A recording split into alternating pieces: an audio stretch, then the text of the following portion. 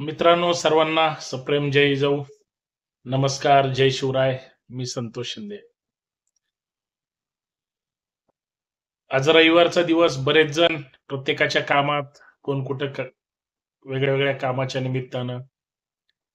मी सुद्धा 4 पुस्तकं वाचण्याच्या निमित्ताने दिवसभर थोडा व्यस्त होतो. आणि आत्ताच कळालेल्या माहितीनुसार 2 दिवस माध्यमांना विश्रांती दिल्यानंतर परत एकदा महाराष्ट्राच्या राजकारणामध्ये प्रचंड मोठी घडामोड होणार आहे म्हणे. सकाळी पत्रकार परिषदेमध्ये माननीय महोदयांचा साताऱ्यामध्ये चेहरा पाहिला, अजूनही उतरलेलाच होता. म्हणजे त्यांना जे पाहिजे ते अपेक्षित मिळत नाही. शेवटी कष्ट केल्यानंतर त्याला जर त्याचं पोचपावती नाही मिळाली समजा, तर साहजिक आहे तो नाराजच होत असतो.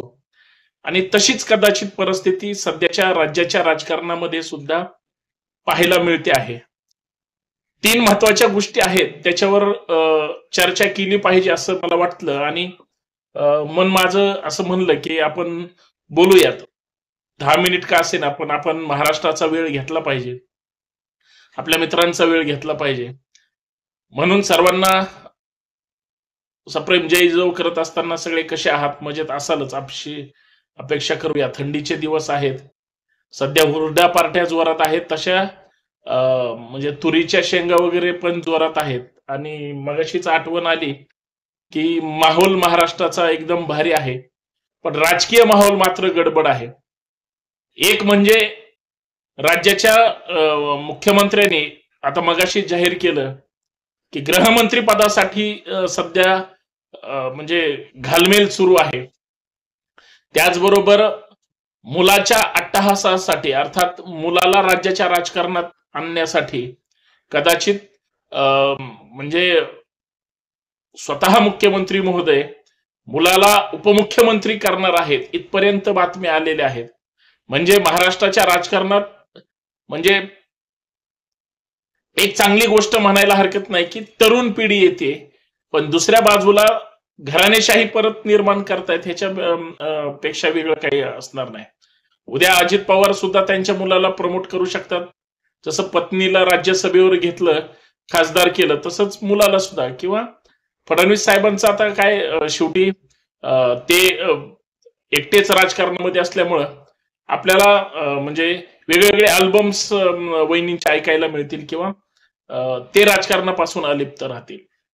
हा जरी माझा महत्वाचा मुद्दा असला की राज्याच्या राजकारणात 2 दिवसाच्या विश्रांतीनंतर परत ऍक्शन मोड आला, तसंच महाराष्ट्रामध्ये ईव्हीएम विरोधात प्रचंड मोठं वादळ सध्या होत आहे. आणि लागलेल्या निकालावर पुण्यासहित 40 आमदारांनी म्हणजे फेरमतदानाचं ऑब्जेक्शन घेतलं. ही गोष्ट काही सामान्य नाही. आणि त्याच्यासाठी सगळ्या प्रमुख दावेदारांनी, आता साहजिक आहे जे पराभूत झालेले तेच ही सगळी हातपाय हलवण्याची व्यवस्था करतील. तर ईव्हीएमच्या बाबतीमध्ये सुद्धा लोक शंका घेत आहेत. ईव्हीएम देशातून, महाराष्ट्रातून, तुमच्या माझ्या गावा शहरातून हद्दपार झाली पाहिजे, यासाठी प्रयत्नशील आहेत. आणि तिसरा मुद्दा म्हणजे परत एकदा आरक्षणाचं आंदोलन सुरू होईल. सत्ताधाऱ्यांनी पाळलेले आता ओरडायला सुरुवात होतील. आणि आरक्षणाच्या आंदोलनावर आता मनोज जरांगे पाटलांनी सुद्धा भूमिका घेतली की सरकार कुणाचंही येऊ द्या, सत्तेवर कुणी येऊ द्या, मानगुटीवर बसून आरक्षण घेतल्याशिवाय राहणार नाही. म्हणजे आरक्षणाचं एक आंदोलन परत एकदा सुरू होईल. मग याच्यामध्ये मराठा आरक्षणाचं आंदोलन सुरू होईल, तसंच ओबीसी आरक्षणाचं सुद्धा झालं पाहिजे. सत्ताधारी ओबीसी आरक्षणाबद्दल का बोलत नाहीत, हा सुद्धा मला पडलेला सगळ्यात महत्वाचा प्रश्न आहे. कारण ओबीसी आरक्षण रद्द झाल्यामुळे स्थानिक स्वराज्य संस्थेच्या निवडणुका होत नाहीत. या मुद्द्यावर पण मला बोलायचं, स्पर्श करायचंय. माझ्या बोलण्यानं चमत्कार होणार नाही. बऱ्याच जणांना वाटतं की संतोष शिंदेला काही काम नसतं म्हणून बोलतो, पण मी जे बोलतो ते तंतोतंत तुम्ही थोडा इतिहास चाळून बघा किंवा मागचे सगळे व्हिडिओ काढून बघा. त्याच्यामध्ये मी जे बोलतोय किंवा जे बोललेलं असतो ते खरं होतं. याचा अर्थ माझ्याकडे काही सूत्र वगैरे नाहीयेत. माझ्या मनात जे वाटतं ते मी परखड मांडण्याचा प्रयत्न करतो. म्हणून आजही वाटलं की आपण चर्चा केली पाहिजे, म्हणून मी आपल्या समोर चर्चा करतोय. कोण होणार मुख्यमंत्री? आता त्या संजय राऊतांनी सांगितल्यासारखं बावनकुळेंनी येऊन सांगितलं ANI ला की 5 तारखेला त्या ठिकाणी शपथविधी आहे, महाराष्ट्राला शुभेच्छा दिल्या. म्हणजे त्यांची ती बाईट ऐकली की मला हसायलाच येतं की बावनकुळे साहेब राज्याच्या त्यांच्या पक्षाचे अध्यक्ष आहेत आणि शुभेच्छा कुणाला देत आहेत तर ते महाराष्ट्राला शुभेच्छा देत आहेत. म्हणजे अशी माणसं म्हणजे काय कुठं कधी काय बोलतील हे कळत नाही. तरी सुद्धा त्यांनी एक सांगितलं की आझाद मैदानावर शपथविधी होईल, ग्रँड शपथविधी होईल. 15,000 त्यांच्या पदाधिकाऱ्यांना ते काय लव्ह लेटर देणार आहेत, पासेस. आणि सगळ्यात महत्वाचं प्रधानमंत्री महोदय त्या म्हणजे शपथविधी सोहळ्याला येणार आहेत. म्हणजे 2 दिवस इव्हेंट महाराष्ट्राला पाहायला मिळेल. सगळ्यात वाईट कुणाला वाटेल? ज्यांनी करोडो रुपये खर्च केलेत आणि जे पराभूत झालेत त्यांचे चेहरे बघण्यासारखे असतील. तरी सुद्धा विरोधी पक्षातले नाही म्हणलं तरी 2-4 डझन नेते छोटे मोठे जे काय असतील शपथविधीला हजर असतील किंवा हजर राहावं लागेल. याच्यापेक्षा म्हणजे दुसरी वाईट गोष्ट विरोधकांसाठी असू शकत नाही. देवेंद्र फडणवीसांनी किंवा महायुतीने जो चमत्कार केलाय महाराष्ट्रामध्ये तो कशाच्या जीवावर केलाय सगळ्यांना माहिती आहे, अफरातफर करून केलाय. पण करण्यामध्ये ते यशस्वी झालेत, विरोधक सपशेल अपयशी झालेत. आणि माझ्या भाषेत सांगायचं म्हणलं तर विरोधकांचा सुपडा साफ करून टाकलाय ह्या मोदी, शहा, नड्डा किंवा फडणवीस आणि मग त्यांचे महाराष्ट्रातले जेवढे काही नेते आहेत. अशा अर्धा डझन लोकांनी महाराष्ट्रामध्ये विरोधकांचं म्हणजे पानिपत तर म्हणणार नाही, त्यापेक्षा पुढचं वस्त्रहरण करून टाकलंय म्हणलं तरी हरकत नाही. ही फार म्हणजे विचार करायला लावणारी गोष्ट आहे. 2 दिवस मीडिया फार म्हणजे चिंतेत होता तसा शांत पण राहिला. कारण राज्याचे मुख्यमंत्री ज्यावेळेस दिल्लीला बार्गेनिंग करण्यासाठी तिन्ही नेते गेले महायुतीचे, बघा कसं असतं, ज्यांचा चेहरा वापरलाय, ज्यांची नैतिकता पणाला लावली, उद्या जर महायुती पराभूत झाली असती तर त्यांनी शिंदे साहेबांवरच खापर फोडलं असतं की यांच्यामुळे झालंय. पण फायदा झाल्यावर मात्र त्यांना परत मुख्यमंत्री व्हायचंय. परंतु सत्ताधारी मंडळी अर्थात फडणवीस आणि त्यांचे सगळे सहकारी भाजपमधले खास करून संघाच्या लोकांनी फडणवीसांनाच पसंती दिली. ती काय दुसरा चेहरा जे विनोद तावडे, नड्डा, शहांना भेटून मध्येच मिस कॉल देण्याचं काम करत होते, पण ते कदाचित घडलं नाही. कदाचित तावडे साहेबांच्या नशिबात महाराष्ट्राचं राजकारण दिसत नाही. त्यांच्या पक्षाचा राष्ट्रीय अध्यक्ष होण्याचे म्हणजे तिकडे पाऊल मला वाटतं जातील किंवा पडतील असं म्हणायला हरकत नाही. परंतु चेहरा म्हणून त्यांना महाराष्ट्रात बदल करायचा आहे. कोणी म्हणतंय मग दानवेंनाच केलं तर काय हरकत आहे, पण असं काहीही होत नसतं. फडणवीस म्हणजे या महाराष्ट्रात मध्ये आता ठरवून फिक्स केलेलं नेतृत्व आहे. केंद्राला सुद्धा माहिती आहे फडणवीसांनी विरोधक किंवा विरोधी भाजपमधला मुख्यमंत्री पदाचा दावेदार असा उमेदवारच ठेवलेला नाही. आणि म्हणून कदाचित फडणवीसांशिवाय पर्याय नाही त्यांना मुख्यमंत्री करायला, हे तितकंच खरंय. पण तिथे एकनाथ शिंदे साहेब नाराज झाल्यामुळे 2 दिवसाची विश्रांती त्यांनी त्यांच्या दरे गावात घेतली. आणि दरे गावातल्या विश्रांतीनंतर मगाशी थेट हेलिकॉप्टरनी ठाण्यामध्ये ते त्या कॉलेजच्या ग्राउंडवर उतरले आणि तिथून ते गाडीने गेले. आता त्यांच्या बैठका होतील, सगळं सुरू होईल. मला त्या सगळ्या माध्यमांच्या अँकरची आणि त्यांच्या संपादकांची आणि त्यांना माहिती देणाऱ्या पत्रकारांची फार चिंता वाटते. त्यांनी सगळ्यांनी जसं उद्धव ठाकरेंचं सरकार पाडल्यानंतर फडणवीसांनी एकनाथ शिंदेना घेऊन जी पत्रकार परिषद केली होती, सगळे माध्यमांचे अँकर, पत्रकार किंवा मीडियावाले स्वतः जाहीर करायचं राहिलं होतं की फडणवीस, कारण इतकी भाषणं केली होती त्यांनी की फडणवीस होणार, फडणवीस होणार. दिल्लीवाल्यांनी सांगितलं नाही, शिंदेंना करा. सगळा सुपडा साप. अक्षरशः दिवसभराच्या बातम्या बदलाव्या लागल्या. म्हणजे एकदा एक्झिट पोल फसल्यानंतर एकदा माध्यम तोंड घशी पडले होते, तसे उद्धव ठाकरेंचं सरकार पाडल्यानंतर फडणवीसच मुख्यमंत्री होणार हे जसं त्यांनी काय देवच पाण्यात ठेवले होते सगळ्या अँकरनी किंवा माध्यमांनी किंवा पत्रकारांनी, तशी आता परिस्थिती, आता परत तेच सुरू झालंय. मला एवढंच म्हणायचंय की मीडिया इतकं गोष्ट म्हणजे त्यांनी अशी हसून हे करतात, जसं काय सगळ्या राजकीय पक्षाचे नेते ह्यांना सांगूनच किंवा ह्यांच्याशी चर्चा करूनच पुढे जातात. आता हा झाला माध्यमांचा बातमीचा विषय, आणि बातमी हीच या महाराष्ट्राची हवा बदलते. आणि पत्रकारांची नैतिक जबाबदारी जी जी असते ते बिचारे प्रामाणिकपणे करतात. त्या सगळ्या पत्रकारांना सॅल्यूट याच्यासाठी की सरकार कोणतं स्थापन करायचंय आणि कुणाला पाडायचंय किंवा कुणाच्या बाजूनं सगळं मत प्रवाह तयार करायचंय, माध्यम ठरवतात. आता या माध्यमांची जबाबदारी समाज माध्यमांनी, सोशल मीडियाने घेतली थोडीफार. मग व्हॉट्सअप विद्यापीठ असेल, युट्यूब विद्यापीठ असेल, इन्स्टा विद्यापीठ असेल, अशी बरीच आता डीम्ड युनिव्हर्सिटी सोशल मीडियातल्या सुद्धा झाल्यात, ज्याच्यामधून ह्या सगळ्या चर्चा आणि क्लुप्त्या फार चालतात. म्हणजे मी आता म्हणजे आजपासून मी ट्रेंड पाहिलाय की ईव्हीएम मशीन बाबत देशात नाराजी आहे, महाराष्ट्रात सुद्धा नाराजगी आहे. सगळे ईव्हीएमच्या विरोधात आहेत. आता बातम्या लगेच रील्स वाल्यांनी, मी पण करतो, मी पण सोशल मीडियावर असतो, आता लगेच सुरू केलं की ईव्हीएम हॅक कशी करता येत नाही. म्हणजे ही काही लोक अशी पाळलेलीच असतात की जी म्हणजे त्यांचं निगेटिव्ह सुद्धा पॉझिटिव्ह पास करण्याचं काम करतात. काही अडचण नाही, पण एक लक्षात घ्या, मानवनिर्मित जे जे आहे त्याच्यामध्ये दुरुस्ती करता किंवा काही फेराफार करता येतो. साधी आणि सोपी कन्सेप्ट आहे, जे मी ईव्हीएमच्या विषयामध्ये घेईल, त्याच्यामुळे आता परत त्याच्यावर बोलायला वेळ नको घालवायला. पण याच विषयातून उडी मारून मी ईव्हीएमच्या विषयात जाणारच आहे, त्याच्यामुळे काही अडचण नाही. पण आता मंत्रिमंडळाच्या सुद्धा अपेक्षा लागल्यात. मग आताच मागाशी मी शिंदे गटाच्या एका माझ्या मंत्र्याचे स्टेटमेंट ऐकलं की जर अजित पवार सोबत नसते तर आम्हाला 100 आमदार आमचे आले असते. ह्याच्यातलेच काही आमदार काठावर पासून आले, तानाजी सावंत सारखे, त्या संजय गायकवाडांसारखे. म्हणजे हे येतील की नाही अशी गॅरंटी होती, पण शेवटी अर्थलक्ष्मी प्रचंड म्हणजे ताकदवर असते. पैशाच्या जीवावर काहीही करता येतं. मतं विकत घेणं किंवा पैसे वाटणं काय म्हणजे अवघड गोष्ट नाही पैशावाल्या लोकांसाठी तरी. आणि तो चमत्कार महाराष्ट्रामध्ये प्रत्येक मतदारसंघामध्ये घडलाय, हे काय वेगळं सांगायची गरज नाही. आणि कशा पद्धतीनं मतदान झालंय, पण ते काय झालंय ह्याला काही किंमत नसते. कोण जिंकून आलंय आणि त्यांच्यातून जो लोकप्रतिनिधी आता राज्याचा कारभारी ठरणार आहे, ह्या त्या सगळ्या गोष्टी आता महत्वाच्या आहेत.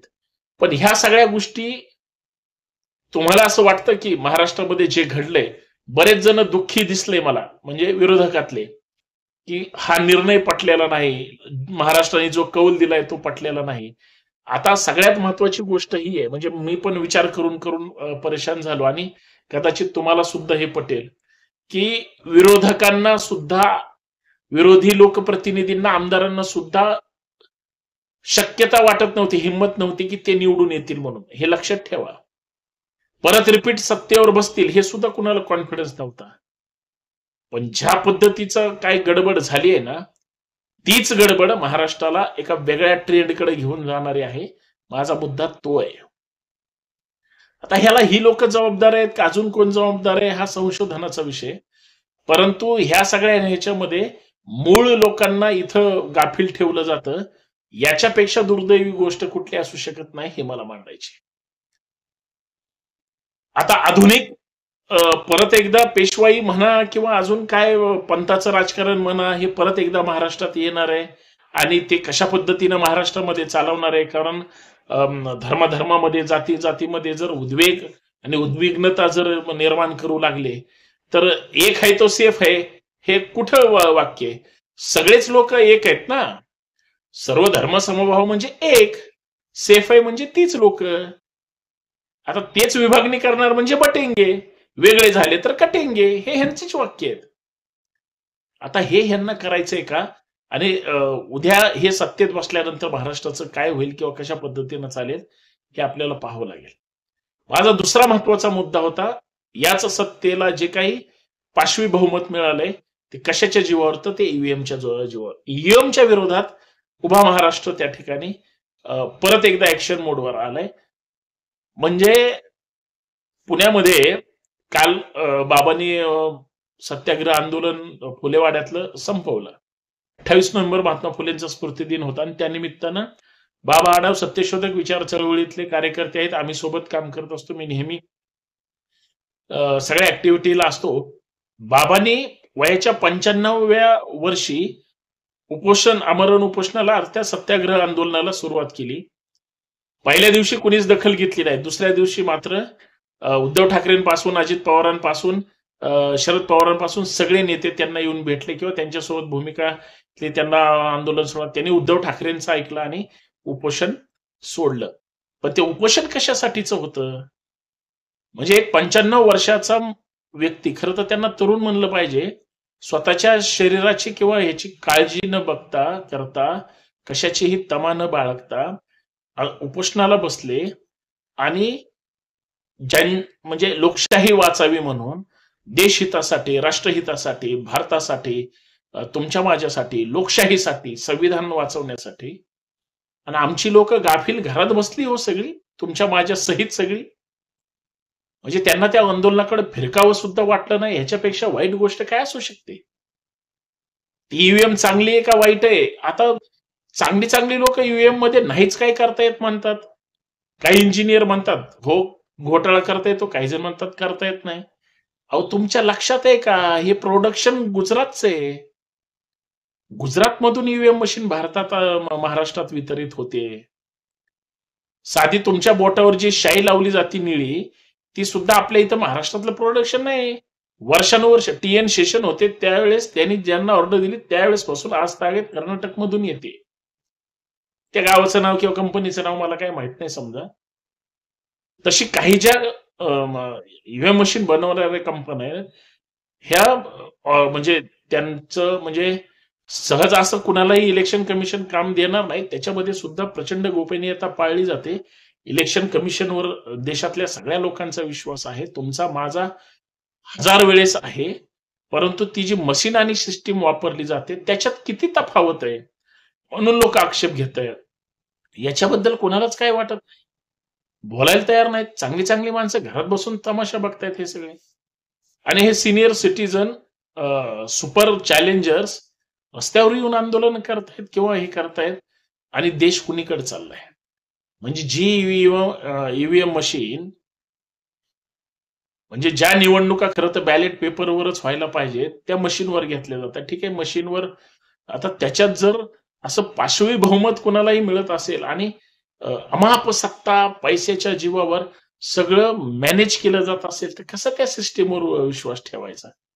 अहो, आमचं मतदानच आमचं सुरक्षित राहिलं नाही तर बाकीचं काय? मतदानाला मी जाईपर्यंत मतदान दुसरे करून जातात, याचा अर्थ सगळी मतं अशी प्लांट केलेली आहेत, लक्षात ठेवा. ही काही साधी गोष्ट नाही आणि ही एवढी सोपी गोष्ट सुद्धा नाही, हे मला या माध्यमातून सांगायचं. सगळ्यात वाईट आणि सगळ्यात भयानक गोष्ट तर त्याच्या पुढची आहे की जी तुम्ही कल्पना पण नाही करू शकणार. की निवडणूक आयोग असेल राज्याचं किंवा देशाचं असेल, ही तक्रारी त्यांच्याकडे केल्या, तुम्ही कितीही, उलट निवडणूक आयोगाने क्लॅरिफिकेशन द्यावं की अजिबात ईव्हीएम मशीन मध्ये काहीही गडबड नाही, घोटाळा नाही. एवढी विश्वासार्हता मी सोशल मीडियावर बघतो किंवा इकडं तिकडं बघतो, सगळ्यांचं म्हणजे त्यांनी एवढी मांडणी केली, प्रिडिक्शन एवढं एकदम पिक्चर टाईप करतायत की लोकांना विश्वास बसला पाहिजे. मान्य आहे, परंतु आखी सिस्टीमच जर ताब्यात घेतली असेल, विकत घेतली असेल, कोणतरी काय करणार?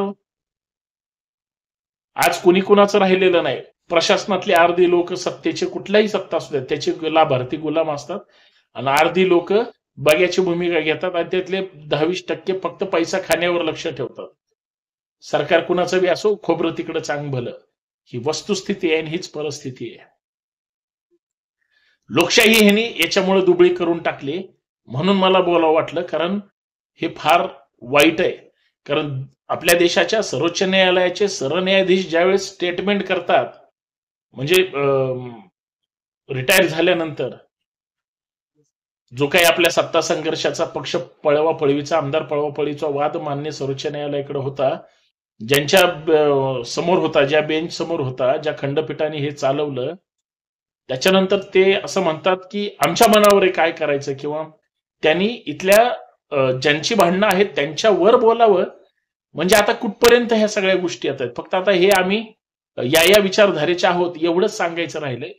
म्हणजे आपण सगळ्यांप्रती आदर ठेवूनच आपण आता इथून पुढचं म्हणजे भूमिका घेतल्या पाहिजेत असं मला वाटतं. सगळी लोक आपल्यासाठी ग्रेट आहेत. आपल्या महाराष्ट्रातला एक महाराष्ट्राचा सुपुत्र देशाच्या सर्वोच्च पदावर बसतो. ही जशी गौरवाची बाब आहे, तशीच कायदा सुद्धा त्या ताकदीनं त्यांनी लोकांच्या हितासाठी वापरला पाहिजे. ती सुद्धा सन्मानजनकच आणि अभिमानास्पद गोष्ट आहे.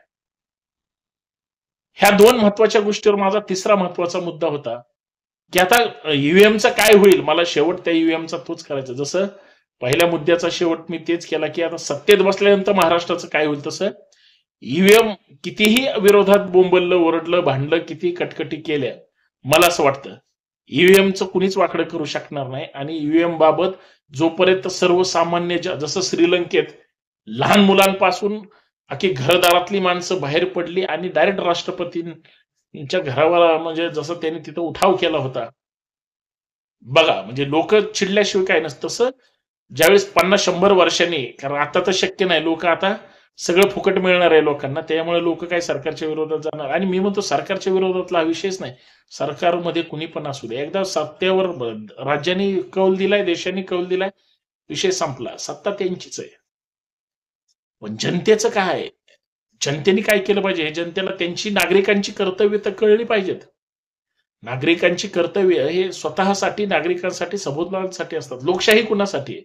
लोकांनी लोकांसाठी, लोकांकरिता स्थापन केलेली तर लोकशाही आहे ना, ती कळेना. हा सगळ्यात वाईट विषय. तिसरा मुद्दा महत्वाचा आहे. निवडणुका संपल्या, निवडणुकांच्या अगोदरचा जे प्रश्न प्रलंबित होते, महत्वाचा आरक्षणाचा आणि आरक्षणाच्या आंदोलनाचा, सुप्रीम कोर्टाने फेटाळेपर्यंत आरक्षणाचं आता काय झालंय, परत तरी आंदोलन होत आहे. आताच मी त्या जरांगे पाटलांचं स्टेटमेंट ऐकलं. त्यांनी आंतरवली, सराटी, तुळजापूर परत शक्ती प्रदर्शन सुरू केलं, रॅली काढली. आपले बरेच मित्र त्याच्यावर होते आणि त्यांचे मी वेगळे व्हिडिओज, क्लिप्स आणि त्या सगळ्या पाहिल्यावर मी स्टेटमेंट त्यांचं म्हणजे पाहिलं माझ्या निदर्शनात की सरकार कुणाचं आलंय आणि सत्तेवर कोण बसले. मी तर म्हणतो ह्यांनीच एवढा विरोध केला होता जरांगेंनी की लोकांनी त्यांनाच मतदान केलं, म्हणजे ज्यांचा विरोध केला त्यांनाच मतदान केलंय असंच म्हणायला लागेल. आता काय बोलायचं, जाऊ द्या, ते सत्तेत बसले तर ते सत्तेत कुणीही बसू द्या म्हणे, काय आम्हाला देणं घेणं, आम्ही मानगुटीवर बसून आरक्षण घेऊ, हे जरांगे पाटील म्हणतात. आता आरक्षणाचा मुद्दा असा आहे, परत एकदा हे आंदोलन पेटणार आहे. मग आता सत्तेमध्ये लाभार्थी कोण आहे? सत्तेनी पण पाळलेली लोक असतातच ना लगेच जरांगेंच्या विरोधात बोलायला. आता मात्र आपण त्यांचा खरपूस समाचार कुठल्याही असो तो घेऊच आपण, त्याच्याबद्दल काही दुमत असायचं काही कारण नाही.